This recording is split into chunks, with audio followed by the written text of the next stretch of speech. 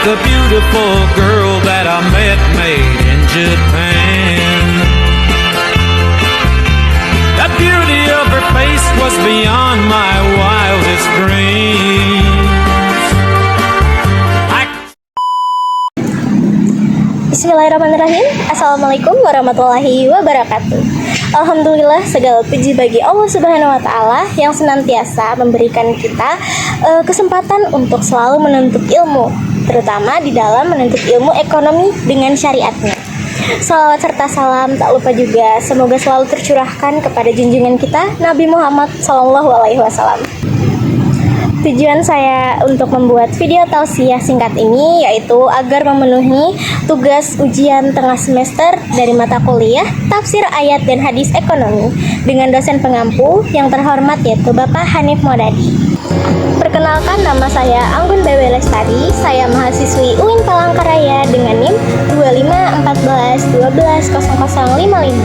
Saya dari Prodi Ekonomi Syariah kelas 2C dari Fakultas Ekonomi dan Bisnis Islam. Pada kesempatan kali ini saya akan menyampaikan tausiah singkat yaitu mengenai satu fondasi penting dalam ekonomi Islam yang berjudulkan kejujuran dan keberkahan dalam bertransaksi. Nah teman-teman, dalam sistem ekonomi Islam tujuan utama kita bukan hanya mencari materi ataupun profit oriented semata, tapi ada satu hal yang jauh lebih besar yaitu al-falah atau kemenangan di dunia dan di akhirat. Salah satu cara untuk mencapai al-falah yaitu mempunyai sifat yang jujur. Terus, kenapa sih kejujuran itu penting?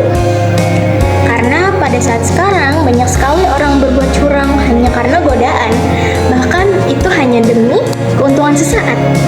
Allah Subhanahu wa Ta'ala sudah mengingatkan hal tersebut di dalam surah Al-Mutaffifin ayat 1-3. Izinkan saya untuk membacakannya. A'udzubillahi minasyaitonirrajim. Bismillahirrahmanirrahim. Wailul lil mutaffifin alladzina idza qalu 'alan nasi yastawfun wa idza qaluhum aw wadanuhum yuksirun. Shadaqallahul azim.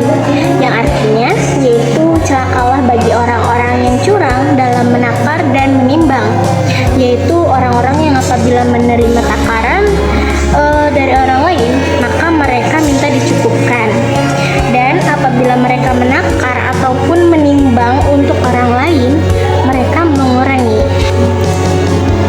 Ayat ini adalah peringatan keras jika di zaman dahulu curang itu identik dengan timbangan pasar, namun di zaman sekarang di era digital curang bisa lebih beragam lagi bentuknya.